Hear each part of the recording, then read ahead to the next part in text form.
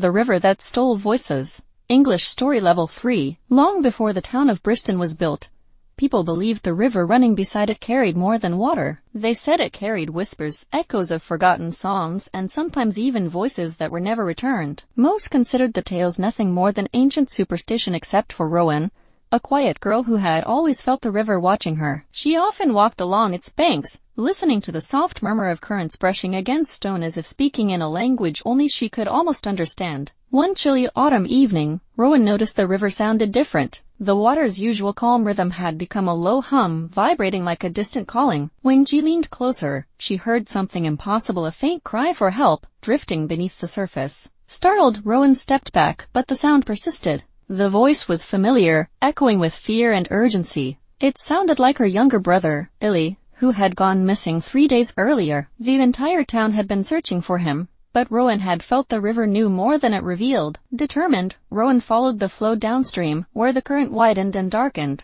The voice grew clearer, shaped by panic and exhaustion. At the old stone bridge, the river suddenly fell silent, and a strange chill swept through the air. Rowan felt the ground tremble under her feet. Water rose in spiraling ribbons, forming the faint outline of a figure made entirely of shimmering current. Its face was indistinct, shifting like reflections on glass, but its presence was ancient, older than the town itself.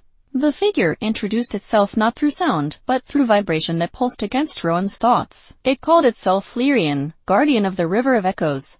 The river, it explained, had always carried the lost voices of those who wandered too close with heavy hearts. But Illy had not been taken. He had willingly followed a voice he thought belonged to Rowan, a mimic born from the river's sorrow. Lyrian's voice trembled as it admitted that the river had grown restless, hungry for the presence of the living. Rowan's heart ached. She demanded to know where Illy was. Lyrian hesitated, its glowing form dimming. It revealed that Illy was trapped within the river's memory chamber, a hidden pocket where echoes accumulated. If left too long, he would become a voice without body, another lost whisper carried endlessly by the current. Rowan refused to accept this. She stepped toward the water, but Lyrian warned her that entering the chamber required giving up something precious, her voice. Rowan hesitated only briefly. Without words, she could never call for help again, never comfort Illy with stories, never sing the lullabies she used to. But Illy was her brother. Without another thought, she nodded. Lyrian extended a watery hand, brushing her throat. A cold shock passed through her. When Rowan tried to speak, nothing came out, not even a breath of sound. Her voice had been taken. The river parted, revealing a swirling tunnel of silver light. Rowan plunged into the water, swimming through currents that wrapped around her like trembling hands. Shadows of past voices drifted by, names, secrets, and cries trapped within the river's heart. Finally, she saw Illy curled near a shimmering bubble of memory, his eyes closed, his face pale. Rowan reached out, pulling him close. When he awoke, he gasped in relief, calling her name. But Rowan could not answer. Guided by instinct alone, she led Illy back through the liquid labyrinth. The river trembled violently, sensing its captives escaping. Water lashed around them, currents twisting like monstrous arms. Rowan kicked with all her strength,